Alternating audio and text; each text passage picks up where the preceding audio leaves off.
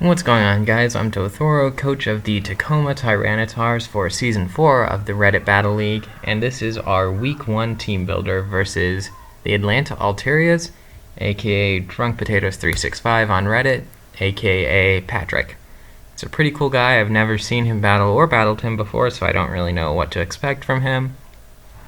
But from the league chat and everything, he's a pretty cool guy. Before we begin, I'd like to give a shout out to Cap, aka Swagablue. His channel will be linked in the description, for providing both of us with pretty awesome logos. Even more so because the logos have transparent backgrounds, which makes this entire video recording process a lot easier. So with that, let's get into his team.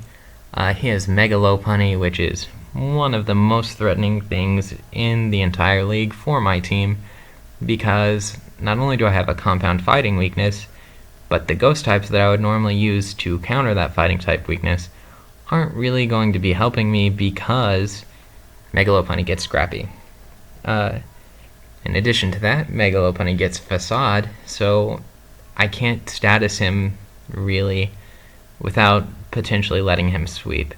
If I do status him, it needs to be Thunder Wave and not, or a Paralysis and not a Burn, because Burn doesn't give him the speed reduction, and if he just gets free Facades off without having his speed lowered, then I essentially lose no matter what at that point. So it's very threatening. Salamence is next. Salamence can do a lot of different things. I had it last season. I got a 6-0 sweep with it. It's a pretty versatile thing too. It can be specially offensive, it can be physically offensive, it can set up, it can substitute, and it's really bulky, so it can be pretty physically defensive if it needs to be. In addition to that, it does have a 4x weakness to Ice Beam, or Ice-type moves, but in the league format, that's not always something you can count on, because people do commonly bring berries to counter 4x weaknesses. So I could definitely see hitting him with an Ice Beam, him eating his Yachi Berry, setting up, and that just wouldn't be a fun time for us. Next is Starmie. Starmie's very fast, hits decently hard, has a good move pool, rapid spins. Not as worrying to me as Mega Lopunny or Salamence, but definitely something I still need to look out for. Then we have Nidoqueen, who Nidoqueen has one of the best move pools in the game. It can do so many things. Well, it can be offensive, defensive, set up rocks. So I really don't know what to expect from this until it starts using moves on me. The most common variants are probably Life Orb, Sheer Force, and Scarfed. But you never really know in league format. People bring some pretty wonky stuff sometimes. So I have things to counter most of its sets, but the execution is really what it's going to come down to here. And then we have Umbreon, who is one of my least favorite competitive Pokemon just because it's so annoying. It wishes and protects, it baton passes, it does foul play, it toxics, and that's really about it. That's probably why I hate it so much, is it's just good and gimmicky kind of, but not really. I don't know, it's weird. I don't like it. But in order to get through this thing, I have to bring something that's going to be able to do over half to it, because it can wish protect. And I need to keep it around until Umbreon is dead, because if I don't, then it's just going to run through my team, not quickly because it's not offensive, but it will run through my team slowly and painfully, mocking me the entire time.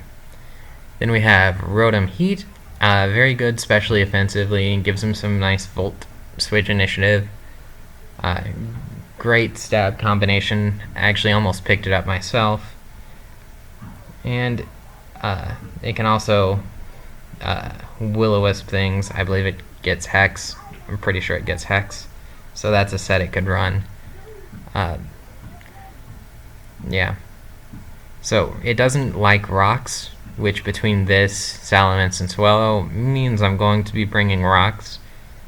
And once it's down to 75%, it's more manageable. Still, nothing really likes taking an overheat, and if it's scarfed, that's an issue. But we'll bring things to handle it.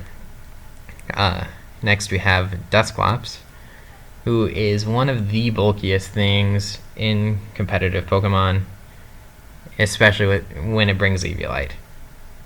So if I don't bring Knockoff, I'm not going to be able to break this thing, I don't think. So Knockoff is absolutely necessary, even more so because in addition to Dusclops, we have Bronzong, which doesn't appreciate knockoffs. So between these two, Knockoff is a necessity. I'm less worried about Bronzong, honestly, because it's mostly defensive. It can Thunder Wave and Stealth Rock and do a couple of other things. Gyro Ball and Explosion stick out. But I do have things to handle Bronzong more so than Dusclops, I believe. Next is Amistar, who the set that I'm worried about with Amistar is Focus Sash, Shell Smash. It can set up hazards and do some other things, but I'm not really too worried about it in that capacity. But if it Shell Smashes, what that means is essentially I have to get 2 priority hits off on it in order to kill it, or I have to take a lot of damage with my special wall, which isn't something I particularly want to do, in order to kill it. Yeah.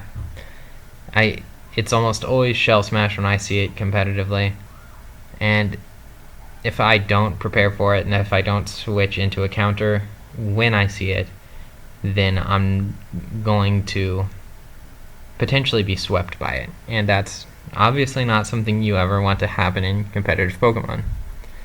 So next is Swallow. I'm actually using Swallow in a laddering tournament in the RBL right now.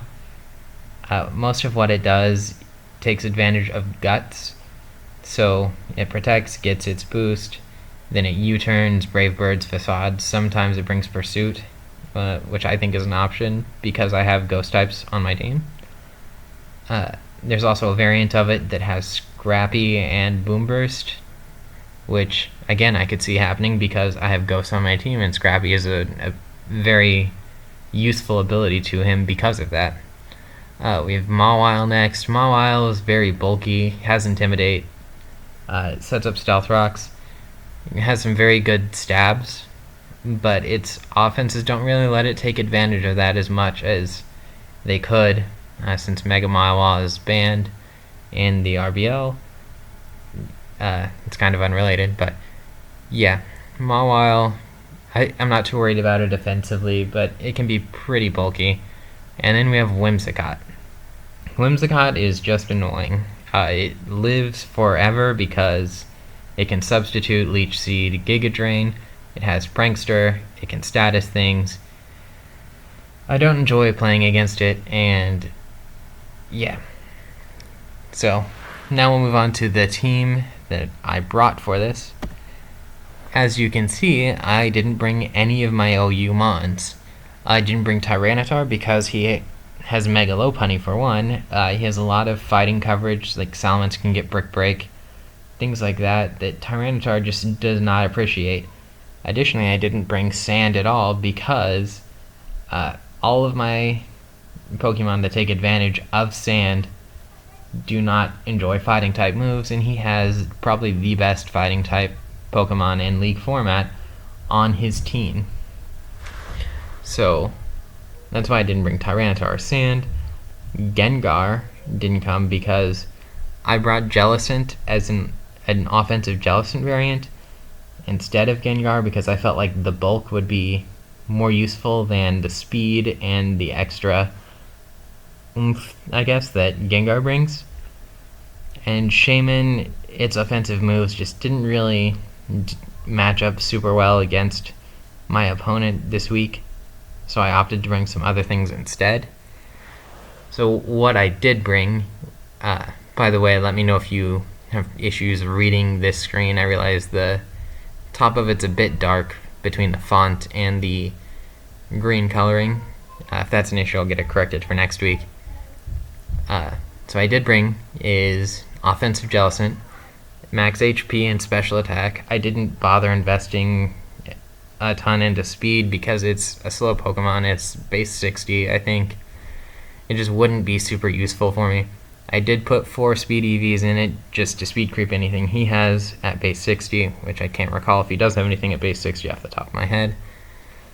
But it's Expert Belt and coverage moves, so Dazzling Gleam, Scald, and Shadow Ball, which hits a large portion of his team, and then also Recover, because since Jellicent is so slow, it's going to be taking hits while it does damage, and I feel like the using that move slot for Recover gives it a little bit more longevity, and it's going to be a little bit more useful in terms of the overall battle than an additional coverage move.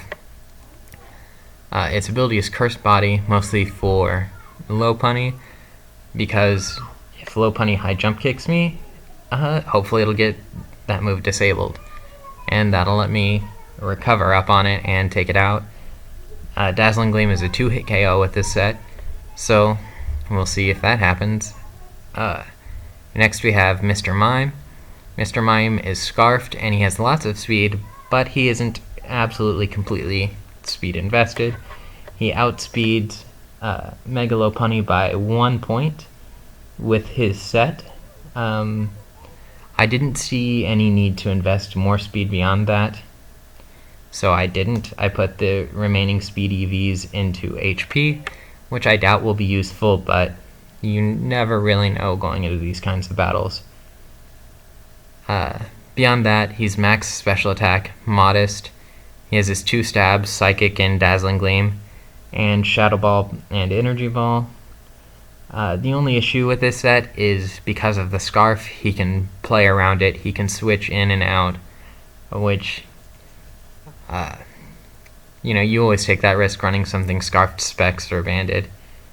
But this is, I see it as a good revenge killer against his team, and I hope that does come to fruition because we have a lot of Mr. Mime fans in the league, oddly enough. It can take on Lopunny 1v1. Psychic does one-shot it, so it has coverage for just about everything on his team. Next we have Hitmontop, physically defensive, max HP, max defense, Intimidate, so it can stay in, or can switch into Mega Lopunny, and after the Intimidate, I believe the calc said it took something like 20% damage from a high jump kick. So I'll switch it in on Mega Lopunny, and Close Combat will OHKO after rocks, and if I don't have rocks up at that point, and if Mega Lopunny hasn't taken rocks damage, then Sucker Punch will hopefully finish off Mega Lopunny. And I brought Sucker Punch instead of either of the other forms of priority that Hitmontop gets, because Sucker Punch is good against Starmie, which I can't outspeed with Hitmontop, obviously. It also hits Nidoqueen for neutral, so I would have preferred to bring Mach Punch, probably, but I felt like Sucker Punch would be a lot more useful against his team. In addition to that, Rapid Spin, because hazards are a thing, and Stone Edge, because I felt like that was the best move I could use against the rest of his team, given Hitmontop's coverage options. I'm going to skip Kingdra for now, and you'll see why, and go to Uxie. Uxie is our specially defensive wall, max special attack, max HP, mostly utility. Thunder Wave to help cripple Lopunny if it comes down to that. Stealth Rocks. U-Turn, since Uxie is base 90 or 95 speed, it won't outspeed anything that's base 100, and I'm okay with that, because that means something defensive, Uxie, takes the hit, and then something offensive gets in for free, because slow U-Turn. And then Dazzling Gleam, because out of the remaining moves I could pick. I wanted something offensive, and I felt like Dazzling Gleam had the best coverage potential against the Altarias. Tornadus, max physical offense, Adamant, max attack. The plan here is to Prankster bulk up against something that's physically offensive and not low punny. That'll allow me to do a lot against his team. Lum is there in case he tries to status it in order to get rid of it. But I can High Jump Kick is not a 2-hit KO if I can get in and bulk up. And then I can fire back a superpower and take out Mega Low Punny. Knockoff is there for Bronzong and Dusclops. And U-turn for Switch Initiative, because that's always nice. If he brings in a direct counter, I'll be able to get out of there with that. And then the final Pokemon, which I skipped earlier, is Kingdra. I brought Kingdra because I wasn't sure what else to bring. Like I said, most of my OU Pokemon didn't match up